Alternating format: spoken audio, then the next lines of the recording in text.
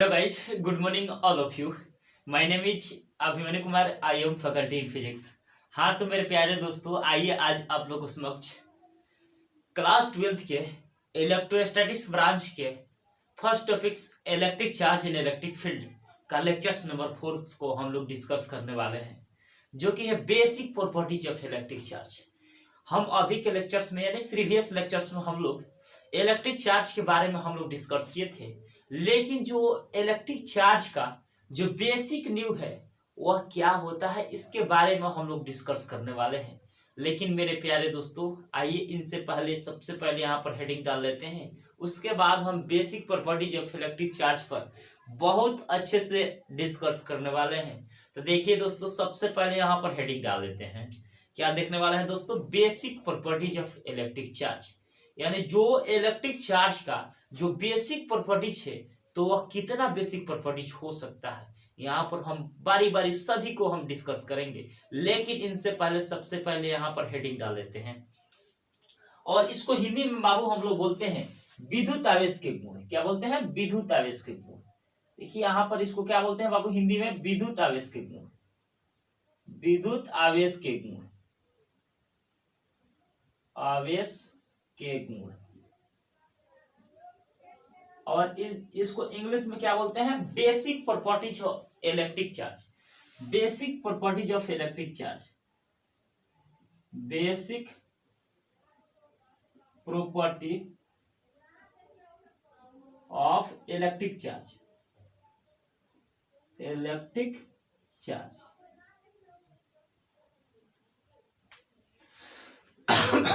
देखिए हम लोग डिस्कस करने वाले हैं basic properties of electric charge क्या होता है. लेकिन अभी के डेट में हम जो इलेक्ट्रिक चार्ज के बारे में स्टडी किए थे, लेकिन आज का लेक्चर्स यानी electric charge in electric field का लेक्चर्स नंबर 4 है basic properties of electric charge. जो इलेक्ट्रिक चार्ज का जो बेसिक प्रॉपर्टीज है वह कितने हो सकता है. There are 3 types of basic properties of electric charge. Only one for charge derivatives, and second for charge conservations, and third for charge quantizations. I am today discuss about charge derivatives and charge conservations और charge quantizations. तो आइए दोस्तों, सबसे पहले यहाँ पर देखते हैं कि विद्युत आवेश के गुण 3 तरीका का होता है. पहला होता है दोस्तों आवेश का युग, दूसरा का होता है आवेश का संरक्षण, और तीसरा का होता है आवेश के क्वांटिनीकरण. इस पर बहुत सारे न्यूमेरिकल क्वेश्चंस को भी हम लोग डिस्कस करेंगे, और न्यूमेरिकल के साथ साथ बहुत सारे थ्योरेटिकल कॉन्सेप्ट को भी हम लोग डिस्कस करेंगे. तो मेरे प्यारे दोस्तों, मेरे वीडियो को लास्ट तक आप लोग जरूर देखिए. तो देखिए दोस्तों, यहाँ पर पहला कॉन्सेप्ट है आपका बेसिक प्रॉपर्टीज ऑफ चार्ज को 3 तरीके से हम लोग देखेंगे. पहला आवेश के युग, दूसरा आवेश का संरक्षण, और तीसरा का आवेश के क्वांटिनीकरण. तो यहाँ पर पहला हेडिंग डाल लेते हैं आवेश के युग. आवेश के युग, आवेश के युग, आवेश के युग. बाबू यहाँ पर आवेश के युग को हम इंग्लिश में बोलते हैं charge is additive. Charge is additive. Charge is additive. Additive क्या बोलते हैं? Charge is additive. अब आइए दोस्तों, यहाँ पर सबसे पहले चार्ज इज एडिटिव के मतलब समझ लेते हैं कि वास्तविक रूप से चार्ज इज एडिटिव होता क्या है. तो देखिए दोस्तों, इसको हम इंग्लिश में बोलते हैं चार्ज इज एडिटिव और हिंदी में बोलते हैं आवेश के युग. अब देखिए दोस्तों, हम इतना तो बात हम लोग जानते होंगे, क्योंकि आवेश एक अदिश राशि है. क्यों अदिश राशि होता है जरा यहाँ पर समझते हैं. किसी भी सिस्टम के अंदर 5 कूलम, 6 कूलम, 7 कूलम के आवेश देते हैं, और 5 कूलम और 7 कूलम और 8 कूलम जो भी चार्ज होता है आइसोलेटेड सिस्टम के अंदर प्रेजेंट रहता है, और जिसको हम काउंट किया जा सकता है. तो इसमें क्या होता है? सिर्फ ओनली फॉर मैग्नीट्यूड होता है, लेकिन कोई प्रकार की डायरेक्शंस नहीं होता है. और डायरेक्शंस न होने की वजह से जो आपका आवेश के योग होता है वह एक अदिश राशि होता है. क्या होता है? अदिश राशि होता है. यानी चूंकि आवेश एक अदिश राशि है जिसमें विभिन्न प्रकार के आवेशों को बीजगणितीय योग किया जाता है, तब उसको हम क्या बोलते हैं बाबू? आवेश के योग. अब जरा यहां पर समझ लेते हैं यहाँ पर आवेश के जो क्या होता है, मान लेते हैं यहाँ पर इसको पहले परिभाषित कर लेते हैं, उसके बाद समझने की बारी आएगी।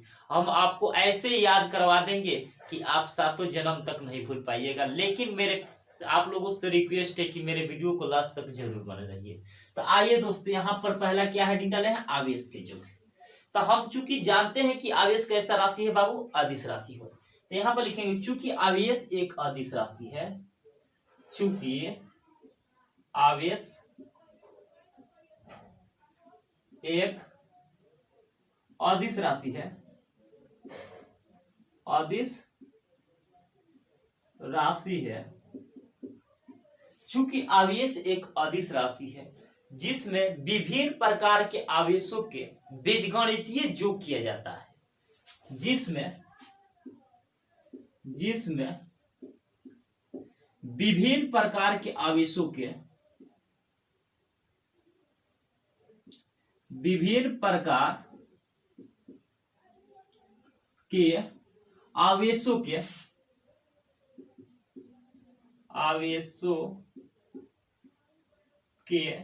बीजगणितीय योग किया जाता है, बीजगणितीय योग किया जाता है, तब इसे हम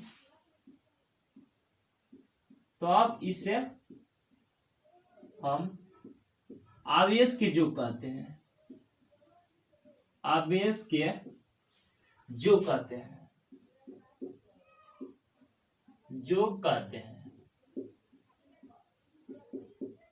अब आइए दोस्तों यहाँ पर समझ लेते हैं। हम यहाँ पर जानते हैं कि चूंकि आवेश कैसा राशि होती है बाबू, अदिश राशि होती है। कैसा राशि होती है, अदिश राशि होती है। चूंकि हम जानते हैं कि आवेश कैसा राशि होती है बाबू, अदिश राशि होती है, और विभिन्न प्रकार के आवेशों के निकाय के हम बीजगणितीय योग कर देते हैं, और उसी योग को हम बोलते हैं आवेश के योग। क्या बोलते हैं, आवेश के योग। विभिन्न प्रकार के आवेशों के निकाय डाल दीजिए है जी, निकाय के बीजगणितीय योग किया जाता है, तब इसे हम क्या कहते हैं बाबू, आवेश के योग कहते हैं। यानी यहाँ पर समझ लेते हैं बीजगणितीय योग के मतलब क्या होता है। बीजगणितीय का मतलब क्या होता है, यानी किसी भी क्वांटिटी को जब हम चिन्ह के साथ जोड़ते या घटाते हैं तो उसी जोड़ घटाव को हम लोग बोलते हैं बीजगणितीय योग। क्या बोलते हैं, बीजगणितीय योग। अब जरा यहाँ पर समझ लेते हैं आवेश के योग क्या होता है। एग्जाम्पल फर्स्ट समझिए दोस्तों। मान लेते हैं सपोर्टेड कोई आइसोलेटेड सिस्टम है, ये मान लेते हैं सपोर्ट किसी निकाय का आवेश है, किसी निकाय का आवेश, निकाय के आवेश, इसको बोलते हैं charge in isolated system, charge in isolated system, isolated system. अब देखिए यहां पर मान लेते हैं कोई निकाय का आवेश है, और इस निकाय का आवेश में यानी चार्ज इन आइसोलेटेड सिस्टम के अंदर तीन चार्ज ऐसे चार्ज प्रेजेंट है, Q1, Q2 और यहाँ पर Q3, और यहाँ पर है Q4 और यहाँ पर है Q5, ऐसे चार्ज प्रेजेंट है। अगर हम आपसे पूछते हैं कि बाबू यहाँ पर आइसोलेटेड सिस्टम के अंदर चार्ज आवेश के योग निकालिए, तो हम कैसे निकालेंगे। आइसोलेटेड सिस्टम के मतलब होता है इस आइसोलेटेड सिस्टम के अंदर, यानी इस सिस्टम के अंदर, यानी इस गोला के अंदर जितने भी चार्ज प्रेजेंट है उन चार्ज को हम क्या करते हैं, बीजगणितीय योग कर देते हैं, यानी सिंपल तरीका से जोड़ घटाव कर देते हैं, और इसी को हम बोलते हैं आवेश के योग। क्या बोलते हैं, आवेश के योग। और आउटर साइड में जितना भी चार्ज पाया जाता है उसको हम कभी जोड़ते नहीं है। अब जरा यहाँ पर समझ लेते हैं कि आवेश के योग क्या होता है। मान लेते हैं सपोर्टेड यहाँ पर बहुत सारे कोचिंग्स में लड़के पढ़ रहे हैं, तो हम उन्हीं लड़के लोगों को काउंट करेंगे जो आइसोलेटेड सिस्टम के अंदर है, यानी इस क्लासरूम के क्या है, अंदर है, और कोई फील्ड में ग्राउंड में खेल रहा है उनको हम कभी काउंट नहीं कर सकते हैं क्योंकि वो लड़का आइसोलेटेड सिस्टम में नहीं है। तो जो आइसोलेटेड सिस्टम के अंदर आता है उसी चार्ज पार्टिकल्स को हम बीजगणितीय योग कर सकते हैं यानी जोड़ या घटाव सकते हैं, तब उसको हम क्या बोलते हैं बाबू, आवेश के योग। क्या बोलते हैं, आवेश के योग। और जो आइसोलेटेड सिस्टम के बाहर है, जैसे यहाँ पर Q1 और Q4, यह क्या है, आइसोलेटेड सिस्टम के बाहर है, इसको कभी न तो जोड़ सकते हैं न तो क्या कर सकते हैं, घटा सकते हैं। लेकिन सपोर्ट जो आइसोलेटेड सिस्टम के अंदर रहता है उसी को हम क्या करते हैं, बीजगणितीय योग करते हैं। और बीजगणितीय योग के मतलब क्या होता है, किसी भी क्वांटिटी को जब हम चिन्ह के साथ जोड़ देते हैं या घटा देते हैं, तब उसी जोड़ और घटाव को हम बाबू बोलते हैं बीजगणितीय योग। क्या बोलते हैं, बीजगणितीय योग। अब जरा यहाँ पर तो आवेश समझ गए हैं कि आवेश के योग क्या होता है। सिंपल सा तरीका है, यहाँ पर लिखेंगे, चूंकि आवेश एक अदिश राशि है जिसमें विभिन्न प्रकार के आवेशों के निकाय के बीजगणितीय योग किया जाता है, तब उसे हम आवेश के योग कहते हैं। यानी कोई आइसोलेटेड सिस्टम है और उस सिस्टम के अंदर जितने भी चार्ज प्रेजेंट है और उन्हीं चार्जों को हम सिर्फ जोड़ते हैं, और आउटर मोस्ट में जितने भी चार्ज प्रेजेंट रहता है उसको कभी जोड़ा नहीं जाता है। यहाँ पर बहुत सुटेबल सा एग्जाम्पल आप लोगों को दिए हैं। मान लेते हैं यहाँ पर कोचिंग में बहुत सारे लड़के हैं, हम पढ़ा रहे हैं जिस रूम में, तो जिस रूम में हम पढ़ा रहे हैं वो जितने भी नंबर ऑफ स्टूडेंट है वह एक आइसोलेटेड सिस्टम में है। कौन सा सिस्टम है बाबू, आइसोलेटेड सिस्टम से। और जो ग्राउंड में खेल रहा है वो कोई आइसोलेटेड सिस्टम में नहीं है। तो जो लड़के आइसोलेटेड सिस्टम है यानी जो लड़के क्लास के अंदर पढ़ रहे हैं, सिर्फ उन्हीं लोगों को काउंट करेंगे, यानी जोड़ सकते हैं या घटा सकते हैं। और आउटर मोस्ट जितने भी लोग बाहर साइड फील्ड में खेल रहा उनको कभी काउंट नहीं कर सकते हैं, क्योंकि वह आइसोलेटेड सिस्टम में नहीं है। अब आवेश को योग तो हम समझ गए, यानी आइसोलेटेड सिस्टम के मतलब होता है किसी निकाय के अंदर जितने भी चार्ज पार्टिकल प्रेजेंट रहता है और उन्हीं चार्ज पार्टिकल्स को हम जब चिन्ह के साथ जोड़ देते हैं और घटा देते हैं, तब उसी जोड़ और घटाव को बाबू हम लोग क्या बोलते हैं, आवेश का योग। अब बताइए कोई प्रकार की डाउट, एक कंसेप्ट क्लियर। आप देखिए यहाँ पर कुल आवेश निकालेंगे। अब यहाँ पर कुल आवेश क्या हो जाएगा, कुल आवेश।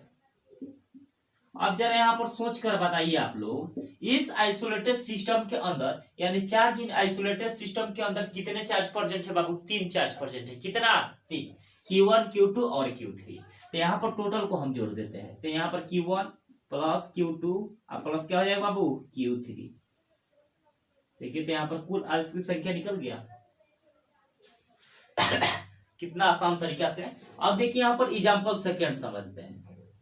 मान लेते हैं यहाँ पर कोई आइसोलेटेड सिस्टम है और इस सिस्टम के अंदर Q1 चार्ज है, यहाँ पर Q2 है और यहाँ पर माइनस Q3 है और यहाँ पर Q4 है और यहाँ पर क्या है बाबू, Q5 है। अगर यहाँ पर ये भी क्या है, किसी निकाय का आवेश है, यानी charge in isolated system, charge in isolated system, isolated system यानी किसी निकाय का आवेश है, तो अब यहाँ पर कहेगा कि आवेश के योग निकालिए। तो बाबू हम आप लोग को बता चुके हैं, इस आइसोलेटेड सिस्टम के अंदर यानी चार्ज इन आइसोलेटेड सिस्टम के अंदर कितने चार्ज प्रेजेंट है बाबू, 3 चार्ज प्रेजेंट है।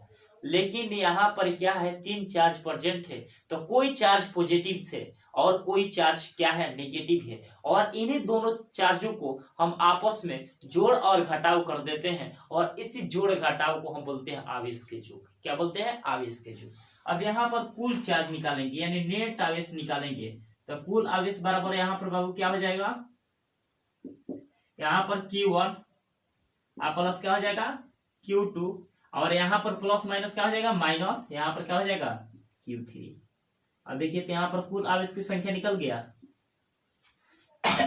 मेरा सेंस यह कहता है कि इस आइसोलेटेड सिस्टम के अंदर जितने भी चार्ज प्रेजेंट है और उन्हीं चार्जों को हम जोड़ या घटा सकते हैं। आउटर मोस्ट अपोजिट वाला चार्ज को हम न तो जोड़ सकते हैं न तो कोई घटा सकते हैं। अब यहाँ तक कंसेप्ट क्लियर।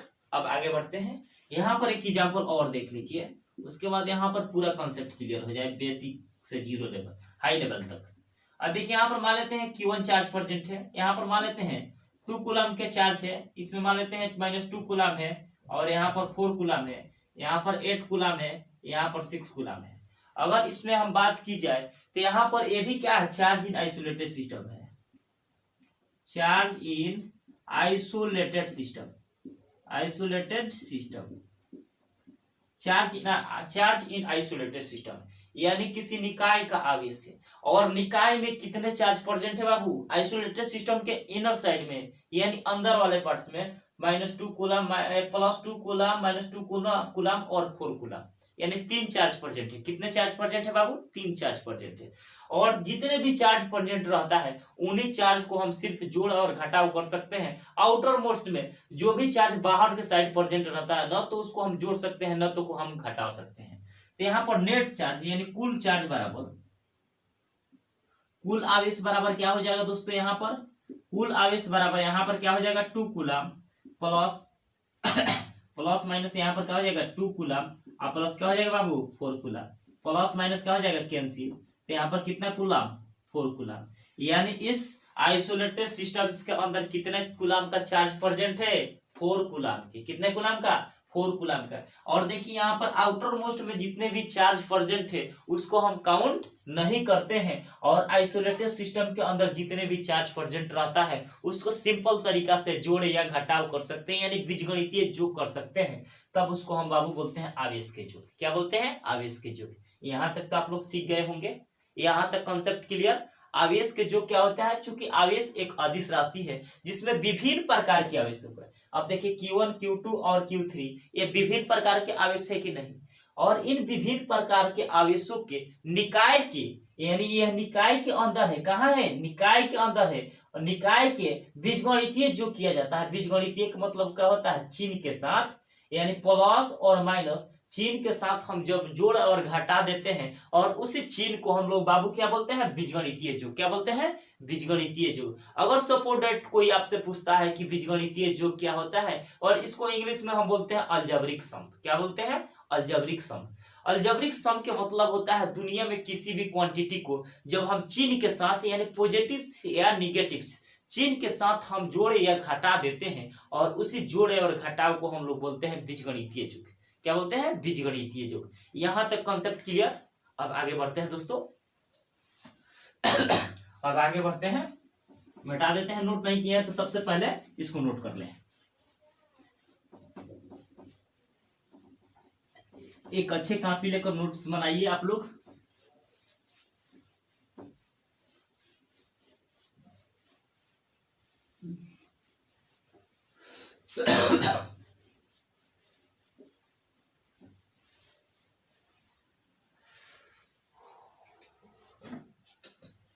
अब देखिए यहाँ पर दुसार्गा समझने वाले हैं दोस्तों। दुसार्गा कॉन्सेप्ट होता है आपका basic properties of electric charge का दुसार्गा कॉन्सेप्ट है आवेश के संरक्षण, यानी चार्ज इज कंजर्वेशन। क्या रहता है? चार्ज इज कंजर्वेशन, यानी इसमें जो चार्ज रहता है आइसोलेटेड सिस्टम के अंदर कंजर्व रहता है। क्या रहता है? कंजर्व रहता है। और नेचर में जो जब कंजर्व रहेगा, अगर मान लेते हैं किसी भी आइसोलेटेड सिस्टम के अंदर यहाँ पर 2 कूलम और -2 कूलम का चार्ज है, तो यहाँ पर नेट चार्ज निकालेंगे तो 2 में से 2 को घटाएंगे तो क्या हो जाएगा? 0। इसका मतलब यह है कि इस आइसोलेटेड सिस्टम के अंदर कितने चार्ज बचा? 0। यानी प्रकृति में नेचर में जो चार्ज पाया जाता है उसको न तो हम उत्पन्न कर सकते हैं और न तो हम विनाश कर सकते हैं। लेकिन दोस्तों क्या कर सकते हैं? यही कर सकते हैं कि एक पदार्थ से दूसरे पदार्थ के रूप में बदल सकते हैं, यानी एक चार्ज दूसरे चार्ज के रूप में क्या हो सकता है? बदल सकता है। तब इसको हम बाबू बोलते हैं आवेश के संरक्षण। यह बोर्ड एग्जाम 2020 का क्वेश्चन से, यह बोर्ड एग्जाम 2020 में इंपॉर्टेंट, बहुत इंपॉर्टेंस के रूप में इसको पूछ चुका है। यह 2 मार्क्स में पूछा था। यह सिंपल है दोस्तों। तो देखिए यहाँ पर दोस्तों, यहाँ पर दूसरा का हेडिंग डाल लेते हैं आवेश के संरक्षण। आवेश के संरक्षण। आवेश के संरक्षण को दोस्तों हम इंग्लिश में क्या बोलते हैं? Charge is conservation. Charge in conservation.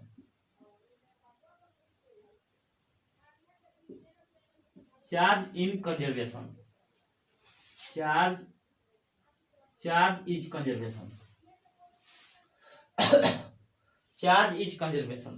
अब देखिए दोस्तों, यहां पर समझने वाले हैं कि चार्ज इज कंजर्वेशन क्या होता है।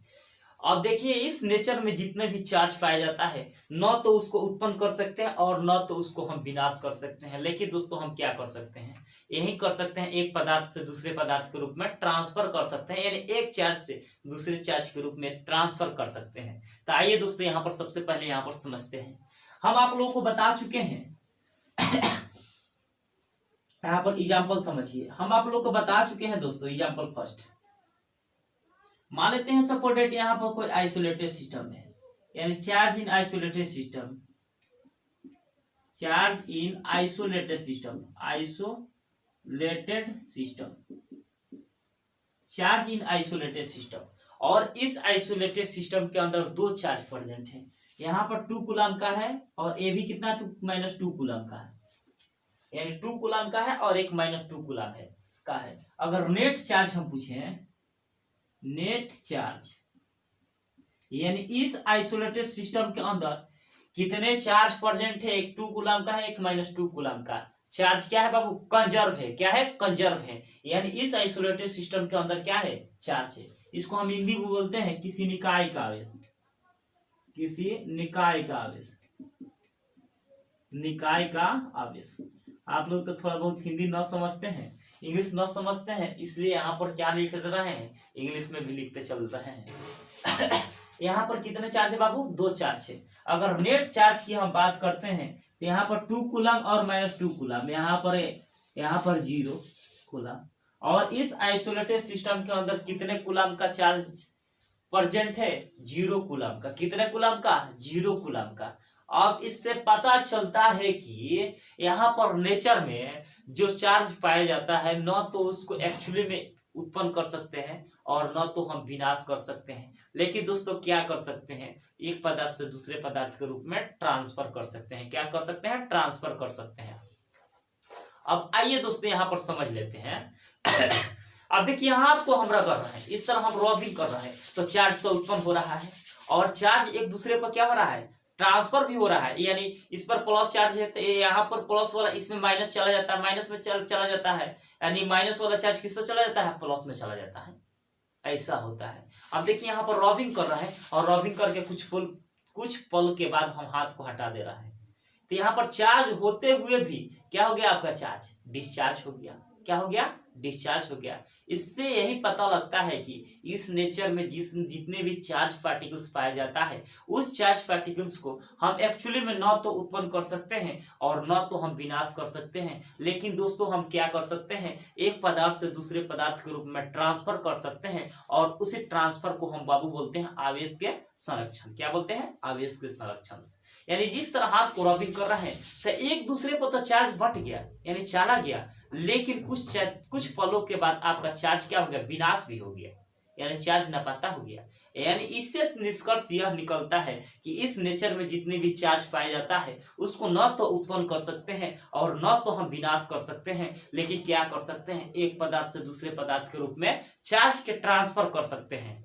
यहाँ तक तो कॉन्सेप्ट क्लियर। अब देखिए यहाँ पर सबसे पहले यहाँ पर लिख देते हैं कि आवेश के संरक्षण क्या होता है। यह दो मार्क में बोर्ड एग्जाम में भी पूछ चुका है। यहाँ पर लिखेंगे प्रकृति में पाए जाने वाले आवेश को, प्रकृति में पाए जाने वाले आवेश को न तो उत्पन्न किया जाता है, उत्पन्न किया जाता है और न तो विनाश किया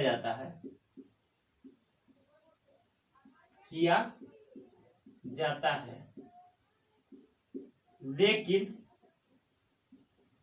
एक पदार्थ से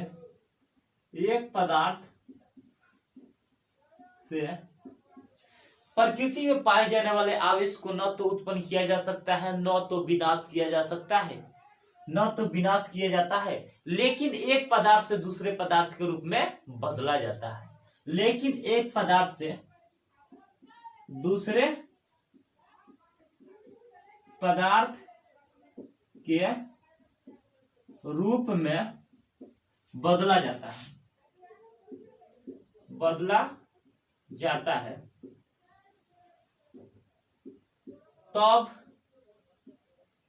इससे हम आवेश के संरक्षण कहते हैं, आवेश के संरक्षण कहते हैं।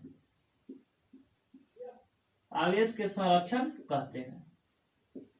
अब जरा यहाँ पर समझ लेते हैं, इस नेचर में जितने भी चार्ज पाया जाता है उसको एक्चुअली में न तो उत्पन्न कर सकते हैं और न तो विनाश कर सकते हैं, लेकिन दोस्तों क्या कर सकते हैं, एक पदार्थ से दूसरे पदार्थ के रूप में, यानी एक चार्ज से दूसरे चार्ज के रूप में ट्रांसफर कर सकते हैं। अब आइए दोस्तों यहाँ पर एग्जाम्पल के तौर पर हम समझ लेते हैं। मान लेते हैं सपोर्टेड यहाँ पर कोई तार है, यानी कोई छड़ है, और इस छड़ पर पॉजिटिव चार्ज है। कैसा चार्ज है? पॉजिटिव चार्ज है। कैसा चार्ज है बाबू? पॉजिटिव चार्ज है।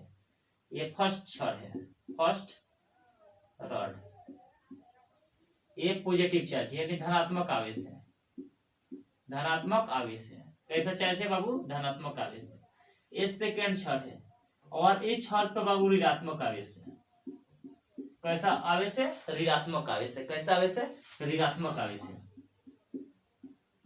ऋणात्मक आवेश है। अब देखिए यहाँ पर एक पदार्थ से दूसरे पदार्थ के रूप में हमको बदलना है चार्ज को। तब बदलने के लिए दोस्तों हम क्या करेंगे, यानी दोनों छड़ को हम आपस में स्पर्श कराएंगे, यानी सटाएंगे। तो देखिए, तो यहाँ पर स्पर्श कराने के बाद यहाँ पर इसका प्लस में था, यहाँ पर प्लस चार्ज था, यहाँ पर माइनस चार्ज था, तो एक दूसरे में चार्ज क्या हो जाता है? बदल जाता है। क्या हो जाता है दोस्तों? बदल जाता है। यहाँ पर प्लस हो जाएगा minus, plus minus, plus minus, plus minus, plus minus, plus minus, plus minus, plus minus, plus minus, plus minus, यानी चार्ज का क्या हो गया? स्थानांतरण हो गया, यानी चार्ज का क्या हो गया? बदल गया। यानी बदलने का मतलब क्या होगा? चार्ज क्या हो गया? इस पर से जो चार्ज था, एक पर पॉजिटिव था, दूसरे पर क्या था? निगेटिव था। लेकिन यही पॉजिटिव निगेटिव चार्ज दोनों छड़ पर यह क्या हो गया? कंजर्व हो गया, यानी संरक्षित हो गया। क्या हो गया? संरक्षित हो गया। और इसी संरक्षित होने की वजह से हम बाबू क्या बोलते हैं? आवेश के संरक्षण। क्या बोलते हैं? आवेश के संरक्षण। आवेश के स्थानांतरण, यानी चार्ज के स्थानांतरण हो गया। अब बताइए दोस्तों, यहां तक कोई प्रकार की डाउट? इसको नोट नहीं किए हैं तो सबसे पहले इसको नोट कर लीजिए। अब देखिए, इसको हम मिटा देते हैं, क्योंकि आप लोग तो समझ गए कि यहाँ पर नेचर में जितने भी चार्ज पाया जाता है उसको न तो एक्चुअली में उत्पन्न कर सकते हैं और न तो हम विनाश कर सकते हैं, लेकिन क्या कर सकते हैं? एक पदार्थ से दूसरे पदार्थ के रूप में बदल सकते हैं। क्या कर सकते हैं? बदल सकते हैं। तब उसे हम क्या कहते हैं? आवेश के युग कहते हैं। अब इसको हम मिटा देते हैं। नोट नहीं किए हैं तो सबसे पहले एक कॉपी कलम लेकर नोट बनाते चलिए आप लोग, हम कंसेप्ट क्लियर करते चलेंगे।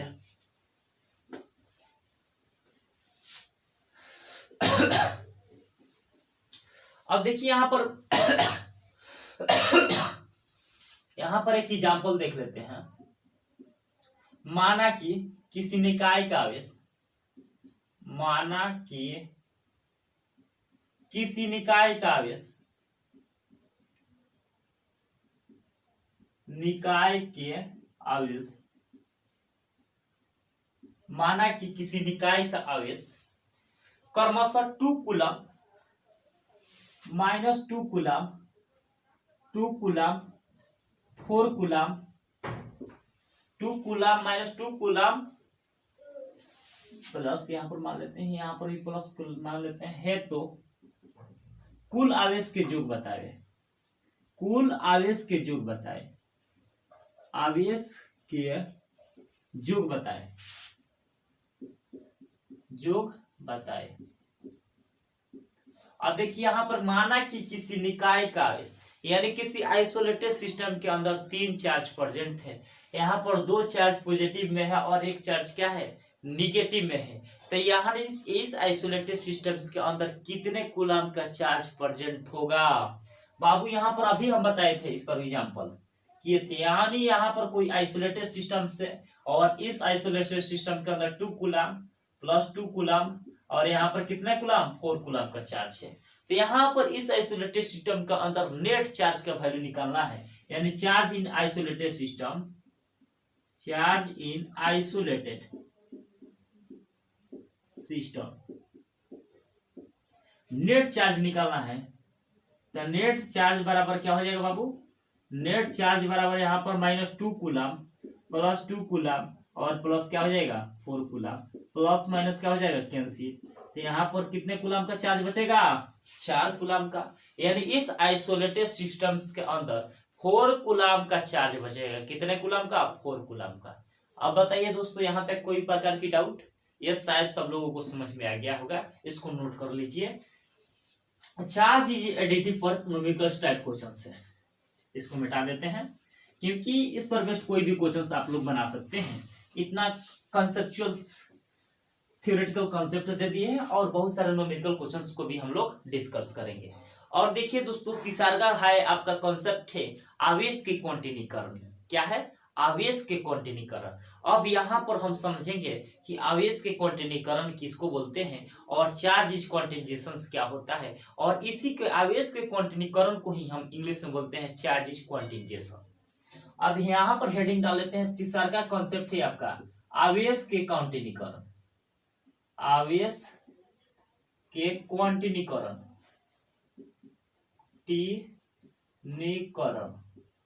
यानी इसको हम इंग्लिश में बोलते हैं चार्ज इज क्वांटिनाइजेशन।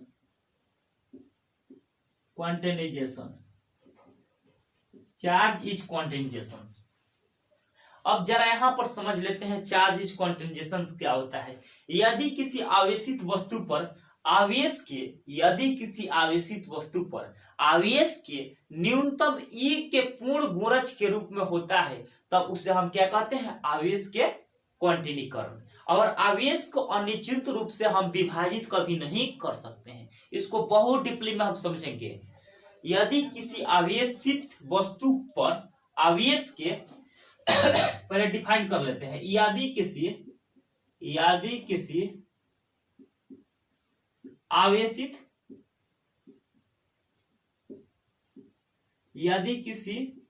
आवेशित वस्तु के आवेश के न्यूनतम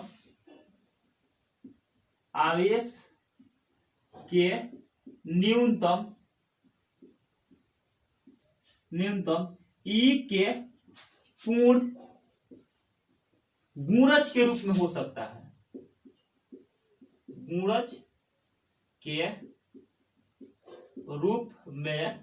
हो सकता है।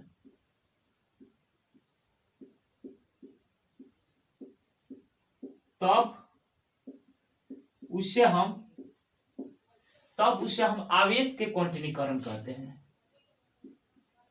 आवेश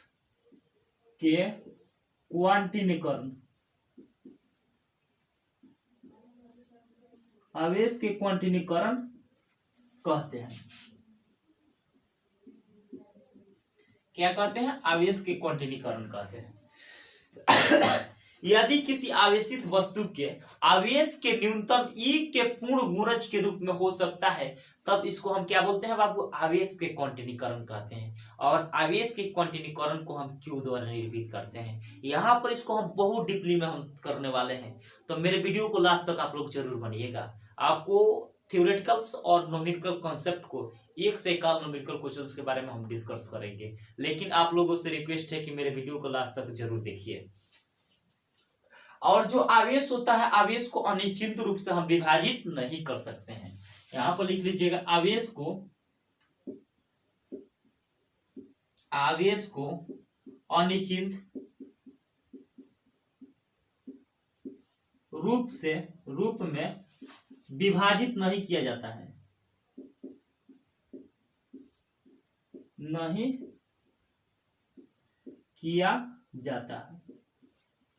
यानी जो चार्ज होता है उस चार्ज को हम अनिश्चित रूप से विभाजित नहीं कर सकते हैं। अब आइए दोस्तों यहां पर समझते हैं। अब यहां पर समझते हैं कि यहां पर एक फॉर्मूला जानते हैं दोस्तों। यहां पर Q बराबर होता है Na। क्या होता है Na। यहां पर आप लोग समझते रहिए। और यहाँ पर Q को हम चार्ज भी बोलते हैं और चार्ज इज क्वांटिनाइजेशन भी बोलते हैं। और यहाँ पर m होता है इंटीजर नंबर होता है। क्या होता है इंटीजर नंबर होता है। और इंटीजर नंबर को हम प्रोटोनों की संख्या भी बोलते हैं। क्या बोलते हैं प्रोटोन की संख्या भी हम बोलते हैं। और देखिए दोस्तों यहाँ पर क्या होता है यहाँ पर क्यू क्या होता है, आवेश होता है। क्या होता है, आवेश होता है। और आवेश के सही मात्रा क्या होता है, वो कूलम होता है। और एन को क्या बोलते हैं, प्रोटॉन की संख्या, फोटोन के संख्या या पूर्णांक संख्या, पूर्णांक संख्या। देखिए यहाँ पर एन जो होता है इसको प्रोटॉन की संख्या और पूर्णांक संख्या भी बोल सकते हैं, और इसको इंग्लिश में हम बाबू बोलते हैं इंटीजर नंबर। क्या बोलते हैं, इंटीजर नंबर। और इंटीजर नंबर क्या होता है बाबू, यहाँ पर 0 1 2 3 4 5 एन होता है जी इंटीजर नंबर। इस संख्या क्या होता है बाबू, इंटीजर नंबर होता है। और यहाँ पर 1 इलेक्ट्रॉन के वैल्यू क्या होता है बाबू, निगेटिव में होता है। -1.6 गुणे 10 के पावर क्या होता है, -19। अगर यहाँ पर 1 प्रोटॉन्स के वैल्यू क्या होता है बाबू, पॉजिटिव में होता है। 1.6 गुणे 10 के पावर -19। अगर यहाँ पर हम बात करते हैं 1 कूलम आवेश में कितने प्रोटॉन्स होते हैं, फोटॉन्स होते हैं, 6.25 गुणे 10 के पावर -19। इतना कॉन्सेप्ट आप लोग याद करके रखिएगा। अब देखिए यहाँ पर आवेश के क्वांटिनीकरण क्या होता है। अगर कोई भी इलेक्ट्रॉन्स होगा और वह इलेक्ट्रॉन्स किसी नेचुरल नंबर यानी फोटोन नेचुरल नंबर यानी इंटीजर नंबर या फोटोनों की संख्या के गुणनफल के रूप में होगा, और गुणनफल के रूप में होने की वजह से बाबू हम लोग इसको बोलते हैं आवेश के क्वांटिनीकरण। क्या बोलते हैं, आवेश के क्वांटिनीकरण। अब जरा यहाँ पर गौर करेंगे, और यहाँ पर ई को क्या बोलते हैं, इलेक्ट्रॉन की संख्या। ई को क्या बोलते हैं, इलेक्ट्रॉन की संख्या। ई को हम क्या बोलते हैं, इलेक्ट्रॉन की संख्या, इलेक्ट्रॉन की संख्या। क्या बोलते हैं, इलेक्ट्रॉन की संख्या यानी नंबर ऑफ इलेक्ट्रॉन्स। देखिए यहाँ पर ई को क्या बोलते हैं, इलेक्ट्रॉनों की संख्या। एन को क्या बोलते हैं, प्रोटॉन की संख्या या पूर्णांक संख्या या इंटीजर नंबर। अब देखिए यहाँ पर इंटीजर नंबर और इलेक्ट्रॉन्स यह एक गुणा के रूप में है। किसके रूप में है, गुणा के रूप में है। जब कोई इंटीजर नंबर और इलेक्ट्रॉन्स जब हम गुणा के रूप में कहीं भी हम देखते हैं तब समझ जाएंगे कि वह चार्ज इज क्वांटिजेशन से, यानी चार्ज इन क्वांटिजेशन से, यानी गुणनफल के रूप में हम जब भी यह सिंबल देखते हैं तो इसको हम क्या बोलेंगे, आवेश के क्वांटिनीकरण। यदि किसी पूर्णांक संख्या, इस एन को क्या बोलते हैं, पूर्णांक संख्या, और इलेक्ट्रॉन ई को क्या बोलते हैं, इलेक्ट्रॉन की संख्या गुणा के रूप में हो तब उसे हम क्या कहते हैं, आवेश के क्वांटिनीकरण। सिंपल से तरीका इस तरह भी बोल सकते हैं। यदि किसी आवेश के पूर्णांक संख्या तथा इलेक्ट्रॉनों की संख्या के गुणनफल को हम क्या बोलते हैं, आवेश के क्वांटिनीकरण। क्या बोलते हैं, आवेश के क्वांटिनीकरण। ये बाबू क्या है, एन क्या है, पूर्णांक संख्या, ई क्या है, इलेक्ट्रॉन की संख्या यानी नंबर ऑफ इलेक्ट्रॉन्स, और यह दोनों आपस में गुणनफल के रूप में है, और इसी गुणनफल के रूप में होने की वजह से हम बोलते हैं आवेश के क्वांटिनीकरण। यानी पर नेचर्स में जितने भी चार्ज पाया जाता है वह इलेक्ट्रॉन्स हमेशा गुणनफल के रूप में ही होना चाहिए, तभी आवेश का क्वांटिनीकरण होगा। अगर कोई भी डाटा गुणनफल के रूप में नहीं होता है तो उसको हम कभी आवेश के क्वांटिनीकरण नहीं बोल सकते हैं। अब आइए दोस्तों यहाँ पर हम समझते हैं। जैसे यहाँ पर Q बराबर क्या होता है दोस्तों, एन ही होता है। इतना तो सब लोगों को पता होगा। अब एन का वैल्यू यहाँ पर क्या है, एन का वैल्यू यहाँ पर मान लेते हैं पूर्णांक संख्या क्या हो सकता है, यहाँ पर मान लेते हैं 2 रखते हैं तो यहाँ पर 2e हो जाएगा। अगर यहाँ पर 3e रखते थे यहाँ पर 3 हो जाएगा। यहाँ पर 4e तो यहाँ पर 4e रह जाता है। यहाँ पर 5e रखते थे 5e, 6e रखते तो 6e, और 7e रखते तो 7e। और देखिए यहाँ पर e के और यहाँ पर क्या होता है, यहाँ पर समझते रहिए आप लोग जरा। अब बाबू यहाँ पर जितना भी हम डाटा लिखे हैं, देखिए यहाँ पर ई के नेचुरल नंबर यानी इंटीजर नंबर, ई के पूर्णांक संख्या क्या है, गुणा के रूप में है। ए भी क्या है, ई के पूर्णांक संख्या गुणा के रूप में। ई भी क्या है, ई के पूर्णांक संख्या गुणा के रूप में है। ये भी क्या है, ई के पूर्णांक संख्या गुणा के रूप में है। यहाँ पर भी क्या है, ई के पूर्णांक संख्या गुणा के रूप में है, और ये भी क्या है, ई के पूर्णांक संख्या गुणा के रूप में है। ऐसा जब भी हम डाटा देते हैं कोई इंटीजर नंबर किसी इलेक्ट्रॉन के हमेशा कंपोनेंट के रूप में रहता है तब उसको हम बोलते हैं चार्जेस क्वांटिजेशन, यानी आवेश के क्वांटिनीकरण। क्या बोलते हैं, आवेश के क्वांटिनीकरण। अब यहाँ तक तो आप लोग समझ गए। अब जरा यहाँ पर एक एग्जांपल समझ लेते हैं, उसके बाद ऑटोमेटिक कॉन्सेप्ट क्लियर हो जाता है। प्रकृति में पाए जाने वाले आवेश कौन सा संभव है। जरा यहाँ पर ऑब्जेक्टिव क्वेश्चन देते हैं, उसको आंसर जरूर बताइए, कमेंट बॉक्स में जरूर कीजिएगा आंसर। यहाँ पर प्रकृति में पाए जाने वाले, प्रकृति में पाए जाने वाले कौन सा आवेश संभव है, आवेश संभव है, यानी नेचर में जो पाया जाता है यह कौन सा आवेश क्या होता है, संभव है यानी पॉसिबल है। ऑप्शन में ए दे दिया है, ए नंबर दे दिया है 1/2e, बी में दे दिया है 3/2e और सी में दे दिया है 4/3e और यहाँ पर डी में दे दिया है, और डी में दे दिया है यहाँ पर 3e। अब दोस्तों यहाँ पर कमेंट सेक्शंस में आप लोग जरूर कमेंट कीजिएगा इसका आंसर क्या होगा। यानी यहाँ पर ऑप्शन में दे दिया है प्रकृति में पाए जाने वाला आवेश कौन सा संभव है, यानी इस नेचर में पाया जाता है, उस नेचर में पाया जाता है यह आवेश इन एग्जांपल में से, यानी ऑप्शन में से कौन सा पॉसिबल हो सकता है। चाहे जिस कॉन्टिजेशंस पर आप लोग कंजर्वेशन कीजिएगा तो देखिए दोस्तों ये डिवीजन का फॉर्म में ए कभी पॉसिबल नहीं होगा, ए भी कभी पॉसिबल नहीं है, ए भी कभी पॉसिबल नहीं होगा। लेकिन यहाँ पर क्या है, इलेक्ट्रॉन किसी पूर्णांक संख्या के गुणा के रूप में है तो यह संभव है, तो ऑप्शन नंबर क्या हो जाएगा, डी हो जाएगा। क्या हो जाएगा, डी। सिंपल तरीका से आप समझ सकते हैं। यहाँ तक तो आप लोग समझ गए दोस्तों। अब आगे बढ़ते हैं, यानी थ्योरेटिकल कॉन्सेप्ट आपका क्लियर हो गया और इस पर बेस्ड हम बहुत सारे कुछ न्यूमेरिकल क्वेश्चंस को कर लेते हैं, उसके बाद हम आगे बढ़ते हैं। तो आइए दोस्तों कुछ न्यूमेरिकल क्वेश्चंस को हम डिस्कस कर लेते हैं, इसको नोट कर लीजिए आप लोग।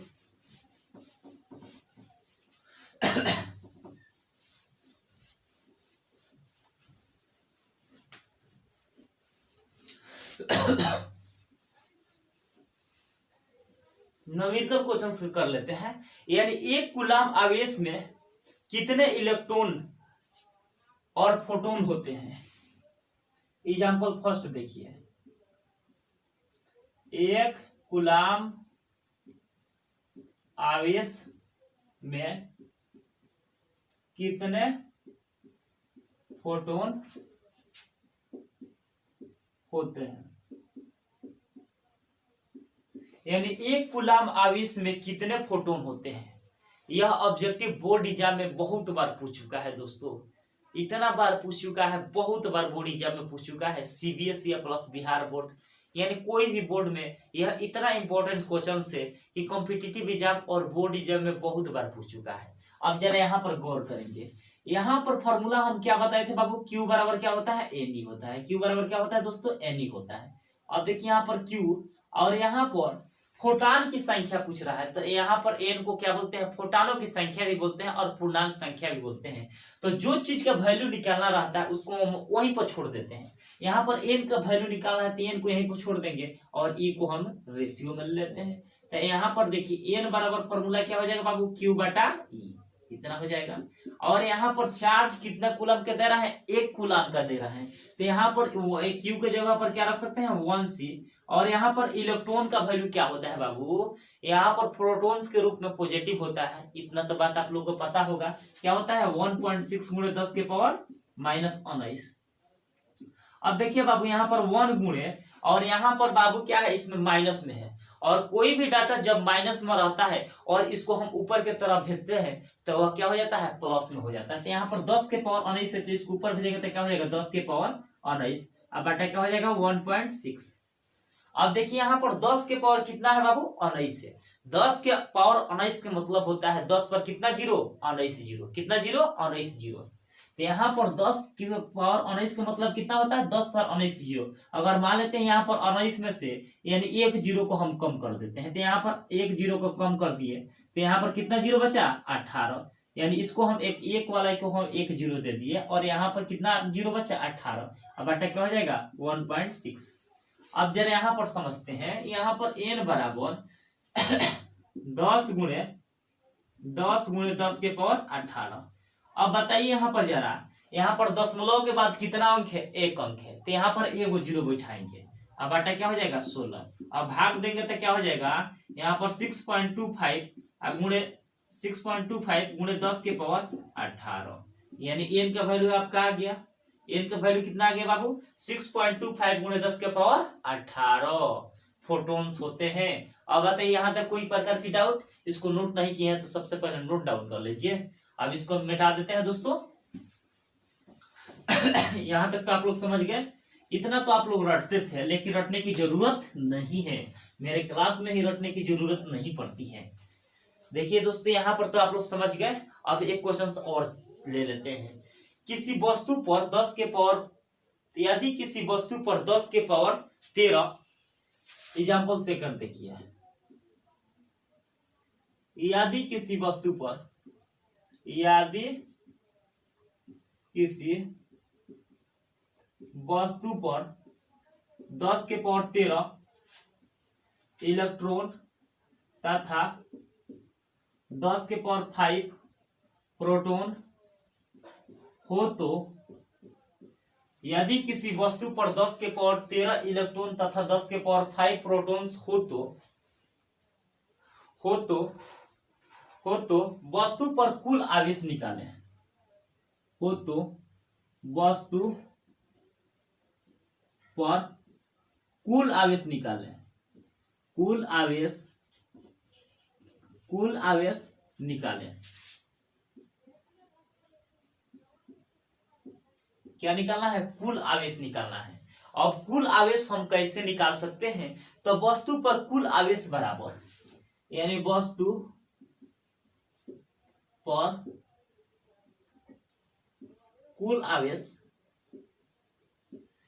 बराबर यहाँ पर Q बराबर दोस्तों क्या होता है? Ne होता है। क्या होता है? Ne। और यहाँ पर माइनस है तो यहाँ पर माइनस लगा देंगे। अब जरा सोच कर बताइए, यहाँ पर N का वैल्यू कितना है? 10 की पावर 13, तो यहाँ पर 10 के पावर 13, और इलेक्ट्रॉन का वैल्यू माइनस में होता है 1.6 गुणे 10 के पावर क्या होता है? -19। इतना होता है जी। अब देखिए यहाँ पर क्या करते हैं, यहाँ पर -1.6 गुणे 10 के पावर -19 में से हम 13 को 19 में से 13 को हम जब घटा लेते हैं तो कितना बचेगा? यानी 19 में से जब 13 को घटा लीजिएगा तो यहाँ पर 6, कितना बचेगा? 6। तो यहाँ पर -6 बचेगा, यानी -6 कूलम का चार्ज होगा। अब देखिए यहाँ पर यह ऋणात्मक वाला निकल गया। अब धनात्मक वाला निकालेंगे। वस्तु पर कुल आवेश यानी फोटोन्स पर, वस्तु पर कुल आवेश, और वस्तु पर कुल आवेश दोस्तों Q बराबर क्या? Ne। और यहाँ पर प्रोटॉन है तो यहाँ पर क्या? प्लस। अब जरा यहाँ पर देखते रहिए, यहाँ पर N का वैल्यू कितना है? 10 के पावर 5, यहाँ पर 10 के पावर 5, और इलेक्ट्रॉन का वैल्यू प्रोटॉन्स में क्या होता है? पॉजिटिव 1.6 गुणे 10 के पावर -19। अब देखिए यहाँ पर -19 में से 5 को हम घटा लेंगे तो कितना होगा?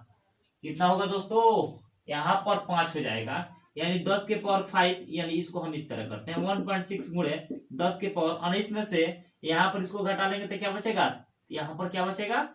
14 बचेगा। कितना बचेगा? 14 कूलम। अब कुल आवेश यानी नेट चार्ज निकालेंगे, यानी कुल आवेश। अब कुल आवेश बराबर यहाँ पर क्या हो जाएगा दोस्तों? यानी Q नेट बराबर QE माइनस प्लस क्या? Q प्रोटॉन प्लस यहाँ पर पहले प्रोटॉन्स को हम निकाल लेते हैं, उसके बाद यहाँ पर इलेक्ट्रॉन। यहाँ पर कोई डाउट? अब देखिए यहाँ पर प्रोटॉन्स का वैल्यू कितना आया है दोस्तों? यहाँ पर इतना आया है 1.6 गुणे 10 के पावर 14, और यहाँ पर इलेक्ट्रॉन का वैल्यू कितना आया है? 1.6 गुणे 10 के पावर -6। इतना है ना जी। अब देखिए तो कुछ कॉमन करने वाला दिख रहा है, यानी 1.6 को हम बाहर निकाल सकते हैं। तो क्या हो जाएगा? 1 प्लस 10 के पावर 1 प्लस, यहाँ पर माइनस में हो जाएगा, प्लस में माइनस गुणा होता है माइनस में होगा, 1 माइनस 10 के पावर यहाँ पर 14 में से यहाँ पर 6 को घटाइएगा तो क्या हो जाएगा? 8। कितना हो जाएगा? 8। तो यहाँ पर आंसर एग्जैक्ट यानी नेट चार्ज का वैल्यू क्या हो जाएगा? 1 माइनस 10 के पावर 8। इतना आंसर हो जाएगा आपका। अब बताइए इसमें कोई प्रकार की डाउट? अब अगले कुछ क्वेश्चंस को हम चलते हैं, उसके बाद यहाँ पर कंसेप्ट क्लियर हो जाएगा। यहाँ पर आवेश कैसे मतलब बाबू? कूलम। क्या होता है? कूलम। इसको नोट कर लीजिए सबसे पहले, यानी एग्जाम्पल नंबर 2 का देख लिया। अब एग्जाम्पल नंबर 3 का हम देखेंगे, इसको हम मिटा देते हैं।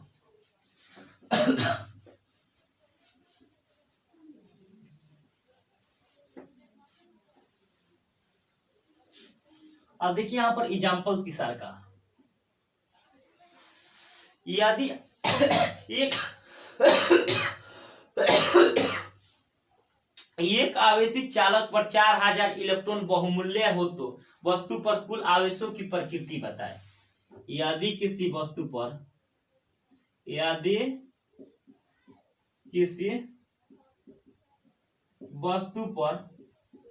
4000 इलेक्ट्रॉन बहुमूल्य हो तो